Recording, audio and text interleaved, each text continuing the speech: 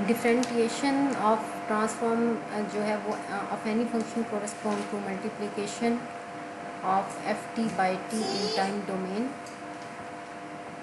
कि जैसे आप यहाँ टाइम डोमेन में अगर टी एफ ऑफ टी से मल्टीप्लाई कर रहे हो तो ये आपके पास माइनस एफ ऑफ एस की इक्वल आएगा।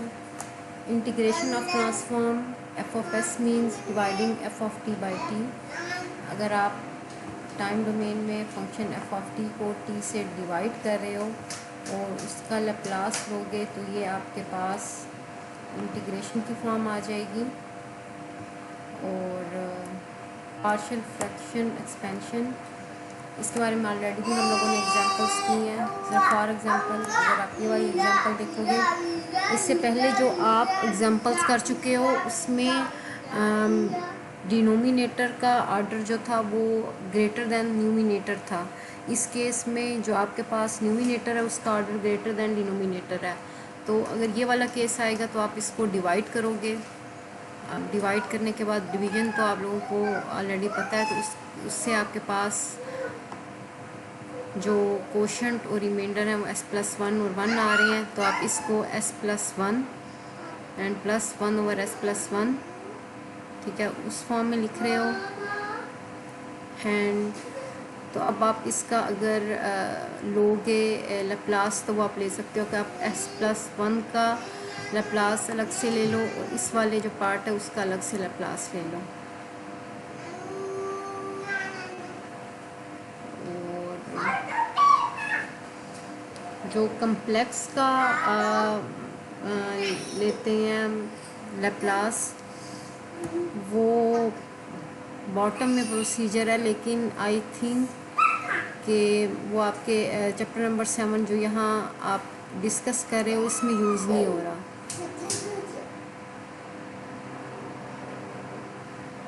तो उसे फ़िलहाल हम लोग डिस्कस नहीं करेंगे।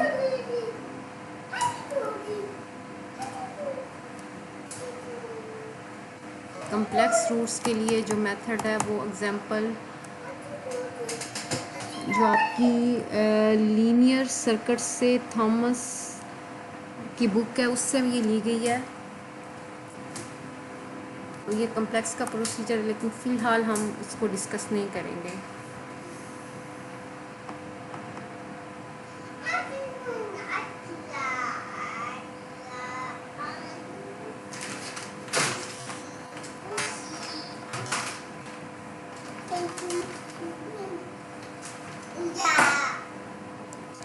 और एग्जांपल नंबर 4 जस्ट ये सिंपल एग्जांपल है। इस केस में आपके पास वोल्टेज सोर्स के साथ रजिस्टर और कैपेसिटर कनेक्टेड है और आप के स्विच को t = 0 पर क्लोज कर रहे हो। अब अंडरस्टूड बात है कि अगर आपका स्विच ओपन होगा तो कैपेसिटर में कोई भी वोल्टेज स्टोर नहीं होगी, तो आपके पास VC0 जो है इनिशियल कंडीशन कैपेसिटर की वो आपके पास 0 है।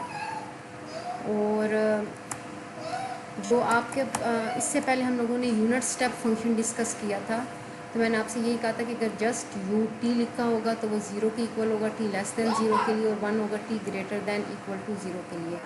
तो यहाँ आप देख सकते हो कि ये जब लेस दैन 0 है तो ये वाला फंक्शन आपका 0 के इक्वल है, और जब ग्रेटर दैन इक्वल टू 0 है तो ये वाला फंक्शन आपका 1 के इक्वल है। अगर अब आप UT को VT से मल्टीप्लाई कर देते हो, यानी अगर आप यूनिट स्टेप फंक्शन को इस वोल्टेज सोर्स V से मल्टीप्लाई कर दोगे तो ऑटोमेटिकली आपको time greater than equal to 0 के लिए इस वोल्टेज सोर्स का जो भी सिग्नल है वो मिलेगा, और लेस दैन 0 के लिए वो 0 से मल्टीप्लाई हो जाएगा। तो आप इस स्विच कंडीशन को इस तरह भी मेंशन कर सकते हो कि आप इस वोल्टेज सोर्स को UT से मल्टीप्लाई कर दो, तो ये ऑटोमेटिकली शो करेगा कि आप जो ये इक्वेशन लिख रहे हो ये time greater than equal to 0 के लिए इक्वेशन लिख रहे हो। तो इसमें रेजिस्टर और कैपेसिटर थे, तो आपकी जो इक्वेशन आ जाएगी वो RI + 1/C minus infinite to TI/dt। अब जो आपके पास कैपेसिटर की वोल्टेज है उसको 2 पार्ट्स में डिवाइड होगी। एक आपके पास जो इनिशियल वोल्टेज है स्विचिंग से पहले की, और जो स्विचिंग से पहले उसमें कोई वोल्टेज स्टोर थी, और ये स्विचिंग की जो बाद की वोल्टेज है वो आएगी।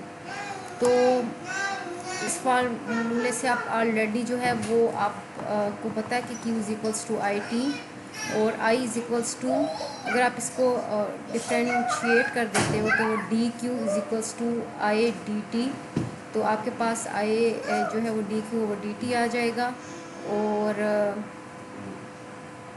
जो आई डी टी यानी इसका अगर आप इंटीग्रेट लेते हो तो वो आपके पास क्यू के इक्वल आ रहा है। इसीलिए यहाँ जो है इस आई डी टी को आप क्यू ज़ीरो लिख रहे हो, और ये वाला सी जो है वो एज इट इज़ आ जाएगा। और ये वाली जो आपके पास स्विचिंग के बाद की कैपेसिटर की वोल्टेज है वो वाली फॉर्म, और वी यू टी। अब इस सारे का अगर आप लेप्लास ट्रांसफॉर्म ले लोगे तो यहाँ आपके पास आर, इसका लेप्लास ट्रांसफॉर्म लेते हो तो वो I S plus 1/c।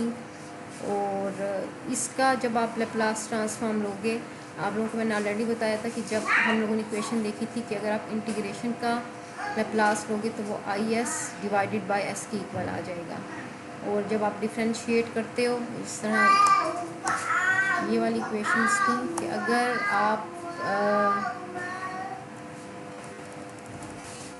Differentiate करते हो तो आप उसे एस स्केयर, यानी जो आपके डिफ्रेंशिएशन का ऑर्डर होगा वही आपके एस स्केयर उसी ऑर्डर का लिखोगे। लेकिन अगर आप इंटीग्रेट कर रहे हो तो F S divided by S आएगा।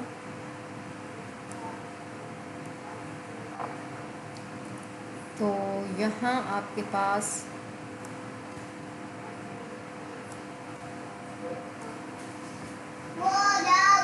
जो ये वाली चीज़ थी, ये आपके पास I s divided by s plus जो ये वाली फॉर्म है q nought zero over c, ये आपके पास एज इट इज़ आएगी। और यहाँ जब आप 1 का लेप्लास लोगे तो वो आपके पास 1/s के इक्वल आता है, ठीक है। और इस तरह यू टी का जब आप लेप्लास लोगे तो वो भी आपके पास 1/s के ही इक्वल आएगा। तो जो आपके पास जनरल फॉर्म आ जाएगी वो आई एस आर, यहाँ से आपके पास आर आ जाएगा प्लस 1/s सी एस आ जाएगा, और is equals to v over s. अब जो इनिशियल आपके कैपेसिटर में कोई चार्ज नहीं था तो ये वाली क्वांटिटी जो है वो ज़ीरो की इक्वल हो जाएगी। और यहाँ से आपके पास आई एस जो आएगा वो v over s r plus 1/c।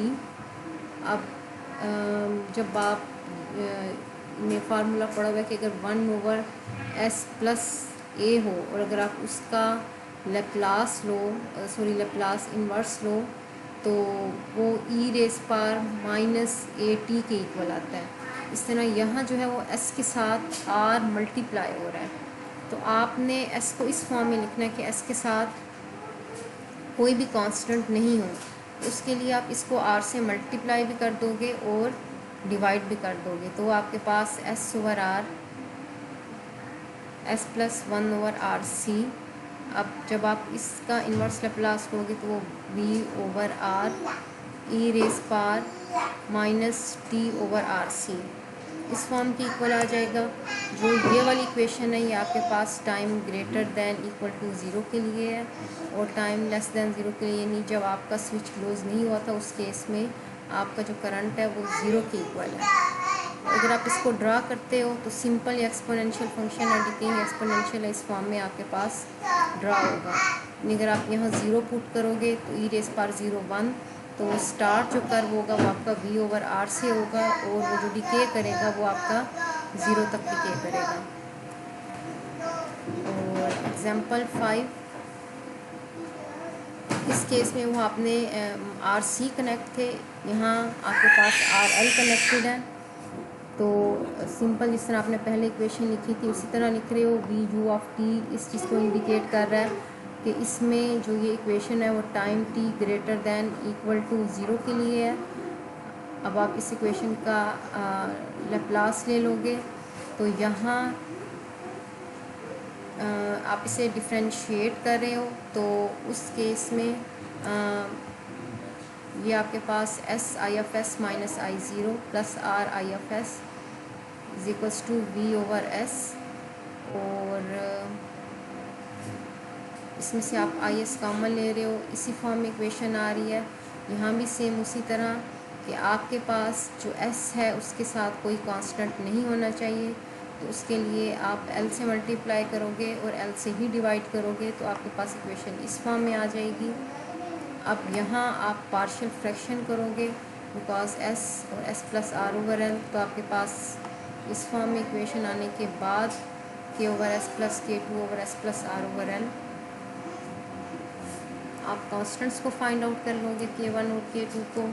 यहाँ अपने कांस्टेंट k1 और k2 को फाइंड आउट किया, और उसके बाद जब आप इसका इन्वर्स लैप्लास लोगे तो आपके पास I t is equals to, अब यहाँ v over r 1 over s हमेशा 1 का इसका लैप्लास इन्वर्स जो है वो 1 आएगा, तो वो यहाँ 1 से ये मल्टीप्लाई हो रहा है, उसके बाद minus v over r constant है, इसके साथ जब भी कोई 1 ओवर एस प्लस ए या प्लस आर ओवर एल, तो वो चीज़ ई की फॉर्म में चली जाती है, ई रेस पर minus r over l t. तो अगर आप इसका स्केच ड्रा करोगे, अब ये 1 माइनस ई रेस पर minus r over l t है, तो अगर यहाँ आप ज़ीरो लेते हो तो 1 माइनस ई रेस पर 0 1 आएगा, तो 1 माइनस 1 0, यानी आपका कर्व 1 से स्टार्ट होगा। अब इसमें अगर आप इनफाइनाइट पुट करोगे ई रेस पर इनफाइनाइट, तो माइनस इनफाइनाइट, तो वो आपके पास 0 आ जाएगी ये चीज़। तो ये जो आपका कर्व मैक्सिमम जिस जगह तक इनफाइनाइट तक जाएगा वो 1 तक जाएगा। और इसी तरह ये भी एग्जांपल 10 जो है वो जस्ट क्या पार्शियल फ्रैक्शन को किस तरह अप्लाई करते हो इस तरह की हुई है। और एग्जांपल जो 11 है, इस केस में भी आपने पार्शियल फ्रैक्शन को ही अप्लाई करते हुए उसको सॉल्व किया है। तो ये ऑलरेडी भी हम लोगों ने डिस्कस किया है कि आप पार्शियल फ्रैक्शन के थ्रू आई टी या वाई टी कर कर किस तरह फाइंड आउट करते हो। और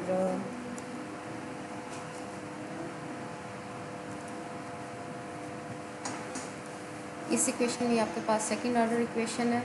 अब इसका अगर आप लैप्लास ट्रांसफॉर्म लिखोगे तो इसकी लैप्लास ट्रांसफॉर्म ये आएगी आपके पास इस तरह 4 di ओवर dt की जो लैप्लास ट्रांसफॉर्म है, तो आपके पास ये वाली फॉर्म आएगी प्लस 5is, और ut की जो लैप्लास ट्रांसफॉर्म होती है वो आपके पास 1 ओवर s, तो वो आप लिख रहे हो। और उसके बाद जो ये आपको गिवन है I0 और di और dt जो है ये 0 है। अगर आपको इलेक्ट्रिकल नेटवर्क्स में गिवन ही होंगी तो आपने अपने नेटवर्क को देखते हुए फाइंड आउट करना होता है कि ये किसके इक्वल है। आप इनको यहाँ पुट कर रहे हो तो उससे आपके पास जो IS की फॉर्म आ जाएगी, ये वाली फॉर्म आ जाएगी, जिस तरह आप लोगों ने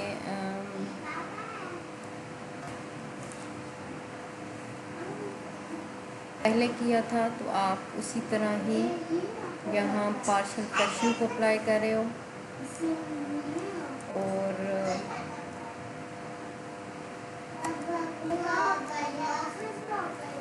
पार्शियल फ्रैक्शन को अप्लाई करने के बाद जो है वो आपके पास अगर कम्प्लेक्स रूट्स आएँ तो उनका मेथड डिफरेंट होता है, तो आप उसको इस तरह भी सॉल्व कर सकते हो। और जो लास्ट में प्रॉब्लम मैंने आप लोगों को ऑलरेडी दिखाया था उस तरह भी सॉल्व कर सकते हो। तो होपफुली हम भी लेक्चर में इसको डिस्कस करें।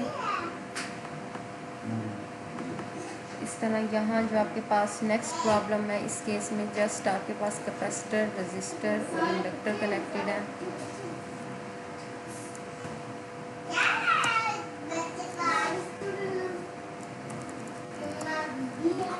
यहाँ एग्जाम्पल 14 में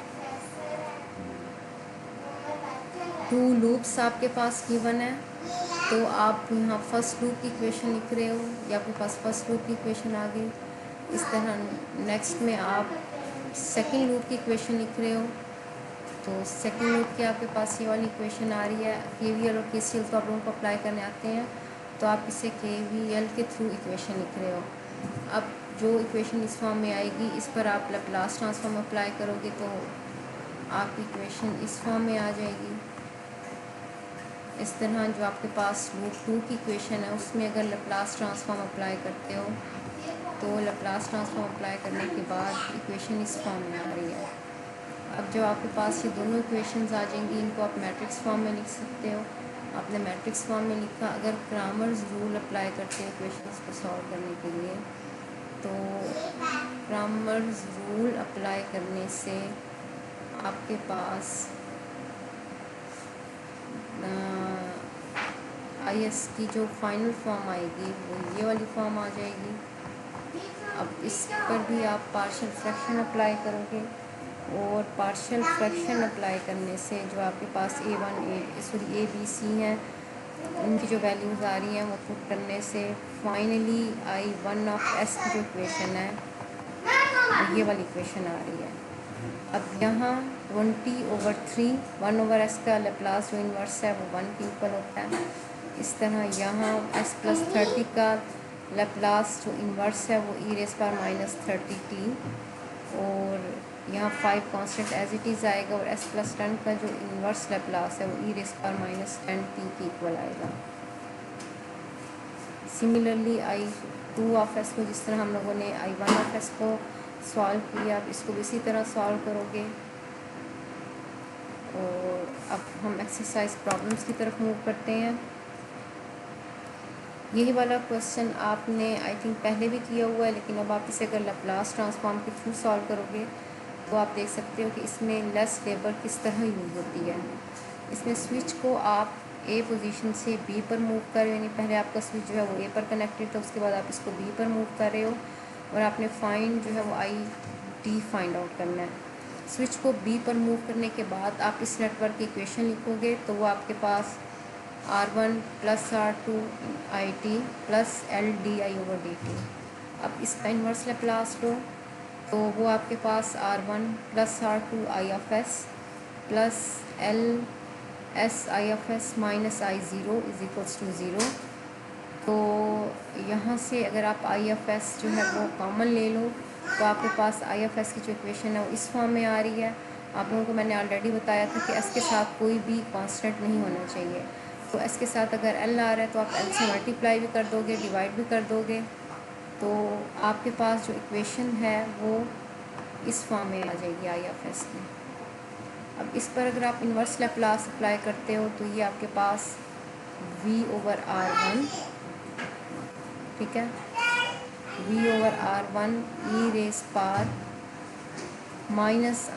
+ R2 s+R1 + R2/L है। अगर s+a हो तो -a आप यहाँ लिखते हो। यहाँ आप इसके साथ इस वाली जो s के साथ आपके क्वांटिटी आ रही है उसको -R1 + R2/LT उस फॉर्म में लिखोगे। अब आप यहाँ से देख सकते हो कि जो आपके पास I(0) था, जिस तरह जब आपका स्विच A पर कनेक्ट था तो आपके इंडक्टर में से जो इनिशियल करंट पास कर रहा था वो V/R1 कर रहा था, जिसको आपने यहाँ लिखा I(0) = V/R1। तो जब आपने लैप्लास ट्रांसफॉर्म अप्लाई करने के बाद जो आपके पास इक्वेशन आई उसमें यहाँ अगर आप I(0) को पुट करोगे तो आपने डायरेक्ट V/R1 जो है वो पुट कर दिया। आप इससे पहले ऑलरेडी क्या करते थे कि जब आपके पास इक्वेशन आती थी उसके बाद के कांस्टेंट को फाइंड आउट करने के लिए इनिशियल कंडीशंस को पुट करते थे।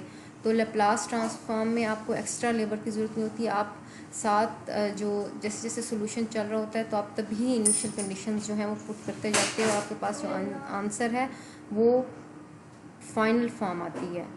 इस तरह 7.23 प्रॉब्लम में अब आपका यहाँ कोई भी रजिस्टर कनेक्टेड नहीं है, जस्ट कैपेसिटर और इंडक्टर कनेक्टेड है। तो इसकी जो इक्वेशन आएगी आपके पास 1/c - ∞ to ti dt + LdI/dt। अब इस इक्वेशन का अगर आप लैप्लास लोगे बोथ साइड्स तो सबसे पहले तो आप जो कैपेसिटर है उसकी वोल्टेज को 2 पार्ट्स में डिवाइड करोगे, -∞ to 0 और 0 to t, यानी स्विचिंग से पहले या स्विचिंग के बाद की जो वोल्टेज है कैपेसिटर में, + LdI/dt।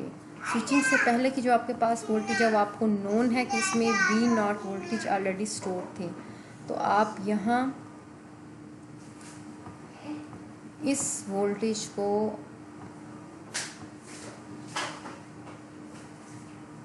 अब इसमें एक मिस्टेक ये लिखी हुई है कि यहाँ मैंने सी लिख दिया, ये सी नहीं आएगा, बिकॉज जो ये आपके पास वोल्टेज है ये आपके पास पूरी माइनस वी नॉट के इक्वल आएगी, plus 1/c 0 to t i dt plus l di over dt। और अब आप यहाँ इसका जब लेप्लास लोगे तो लेप्लास लेने से वी नॉट कांस्टेंट है और 1 का जो लेप्लास है वो आपके पास 1/s के इक्वल आएगा। इस तरह 1/c एज इट इज़ आएगा और आई डी टी जो है ये I of s divided by s के इक्वल आएगा, प्लस एल जो ये आपके पास डेरिवेटिव की फॉर्म है, इसका लेप्लास आपके पास s I of s minus I of zero के इक्वल आएगा। और जहाँ आई ऑफ एस जो है उसको अगर आप उसकी फॉर्म इक्वेशन को लिखना चाह रहे हो, इस फॉर्म में आपके पास इक्वेशन आ जाएगी। अब जो आपने अभी तक लेप्लास के फार्मूलाज पढ़े हैं उसमें एक तो ये है कि आपका एस जो है वो यहाँ 1/cs की फॉर्म के लिए आपके पास कोई फार्मूला नहीं है, तो आप इस एस को इससे मल्टीप्लाई करोगे तो ये आपके पास सिर्फ जस्ट 1/c आ जाएगा यहाँ, प्लस एल एस स्क्वायर। और उसके बाद आप जब इसको मज़ीद सिंप्लीफाई करोगे तो अब आप लोगों को ऑलरेडी पता है कि जब कॉज हाइपरबोलिक या साइन हाइपरबोलिक, इसके अलावा कॉज या साइन जितने भी फार्मूलाज गिवन है एस स्क्वायर प्लस ए स्क्वायर या एस स्क्वायर माइनस ए स्क्वायर हाइपरबोलिक का जब केस आता है तो यहाँ ए स्क्वायर के लिए आप इस वाली क्वांटिटी का अंडर रूट लेकर स्क्वायर लोगे तो एग्जैक्टली 1/LC के इक्वल आएगी। अब इस जगह भी आपके पास एस नहीं है अगर, तो जो एस के साथ क्वांटिटी आ रही होती है वो यहाँ न्यूमिनेटर में आती है, तो उसके लिए आप 1/LC को यहाँ मल्टीप्लाई भी कर दोगे और डिवाइड भी कर दोगे, तो फाइनली जो आपके पास इक्वेशन आ जाएगी वो इस फॉर्म में आ जाएगी। अब आप यहाँ जो एक चीज़ कंक्लूड कर सकते हो, ये कर सकते हो कि अगर आपके इस नेटवर्क में कोई भी रजिस्टर कनेक्टेड नहीं था, आइडियली आपकी कैपेसिटर की जो वोल्टेज है वो इंडक्टर में ट्रांसफ़र होगी, इंडक्टर की कैपेसिटर में एनर्जी ट्रांसफ़र होगी, तो डिसिपेशन नहीं आएगी, तो आपका जो फंक्शन होगा वो आपके पास साइनोसाइडल फॉर्म में आ रही है, जिसमें कोई भी ऐसा कंपोनेंट एक्सपोनेंशियल की फॉर्म में कोई कंपोनेंट नहीं आ रहा कि आपका टाइम के साथ साथ सिग्नल जो है वो डिके हो रहा है, तो आपके पास साइनोसाइडल फंक्शन जो है बगैर डिके के आएगा। ठीक है, तो बेनिफिट आपको लेप्लास से ये हुआ कि एक तो आपके लिए सॉल्व करना इजी हो गया, दूसरा यहाँ जो आपके पास कैपेसिटर की ये इनिशियल वोल्टेज थी, यहाँ आपने इसको अब माइनस वी नॉट इसलिए लिख रहे हो कि आपकी डिसिपेशन हो रही है, यानी जो कैपेसिटर में स्टोर्ड वोल्टेज थी वो आपकी, सॉरी यहाँ डिसिपेशन नहीं हो रही बिकॉज कोई रजिस्टर जो है वो कनेक्टेड नहीं है, तो ये वी नॉट ही आएगा। ये मिस्टेक है कि यहाँ v naught over minus v naught over c की जगह जस्ट वी नॉट आएगा।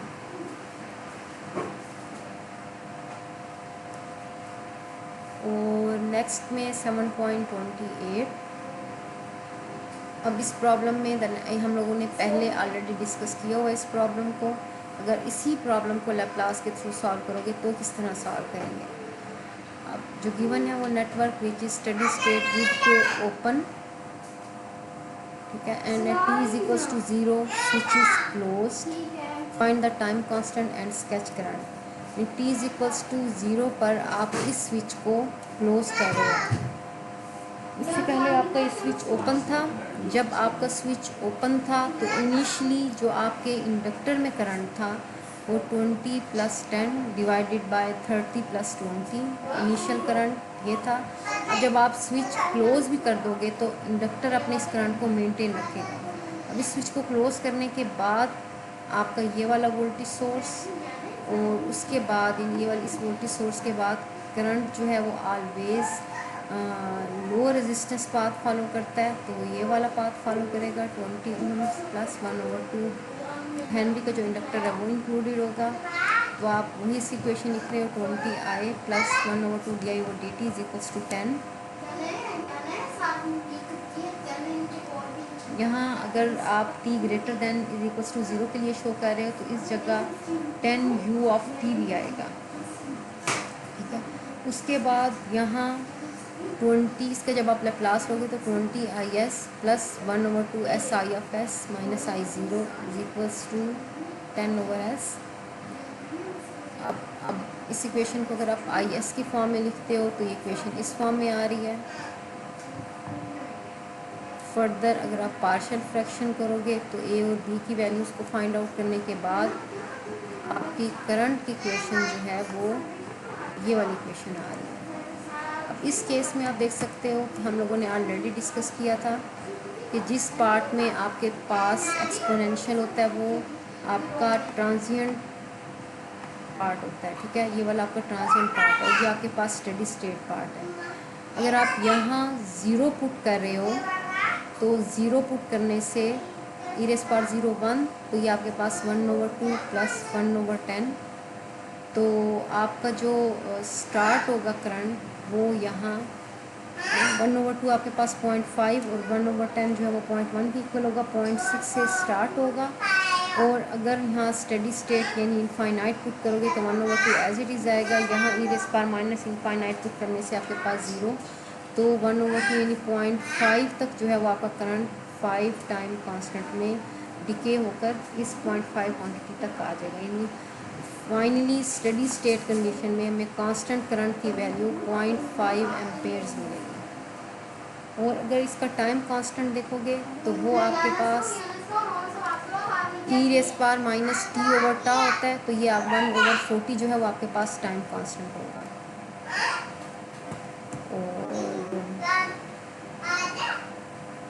इस तरह अगर आप इस प्रॉब्लम को सॉल्व करना चाहो लैप्लास ट्रांसफॉर्म से तो सबसे पहले इसकी इक्वेशन लिखोगे। इक्वेशन इस फॉर्म में आ रही है आपके पास। उसके बाद इसका लैप्लास लेने से 2I(s) वो इसका लैप्लास लेने से आपके पास SI(s) माइनस I0।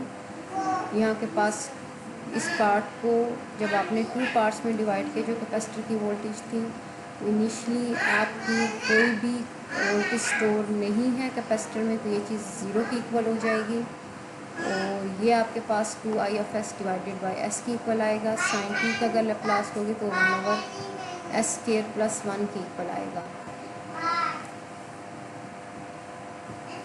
इक्वेशन को IS की फॉर्म में लिखने के बाद आप इस पे जो पार्शियल फ्रैक्शन का मेथड है वो अप्लाई करने से A और B की जो values A B C D की जो वैल्यूज़ आएंगी वो पुट कर फाइनली आपके पास ये वाली फॉर्म आ जाएगी। तो इस वाली फॉर्म में जब आप इन्वर्स लैप्लास बिकॉज आपने I(t) में इंटरेस्टेड हो तो I(t) किसकी इक्वल आएगा। अब s/s² प्लस 1 है तो ये cos of t, ठीक है। 2/5s² प्लस 1 ये आपके पास साइन ऑफ t की इक्वल आ जाएगा। 2/5 यहाँ प्लस 1 जो है उसकी शिफ्ट है।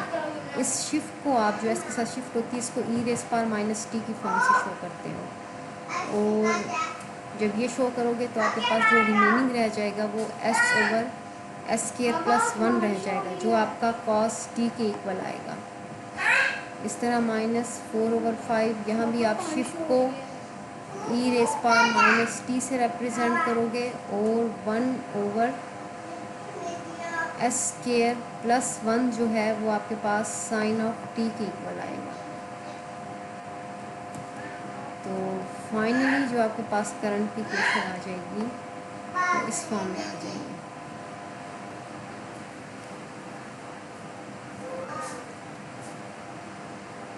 होपफुली आप लोगों को ये आइडिया हो गया होगा कि आप लैप्लास ट्रांसफॉर्म या इनवर्स लैप्लास ट्रांसफॉर्म के थ्रू सेकंड ऑर्डर इक्वेशन या फर्स्ट ऑर्डर इक्वेशन इनको किस तरह सॉल्व करते हो। तो 7.45 प्रॉब्लम में आपने यहाँ जो फाइंड आउट करना है वो I(t), I1 of t और I2 of t find out करना है। ऑलरेडी हम लोगों ने एग्जांपल भी डिस्कस की है इसमें आप इसको मैट्रिक्स फॉर्म में लिखने के बाद उसके ऊपर क्रामर्स रूल अप्लाई करते हो, आंसर फाइंड आउट कर लेते हो।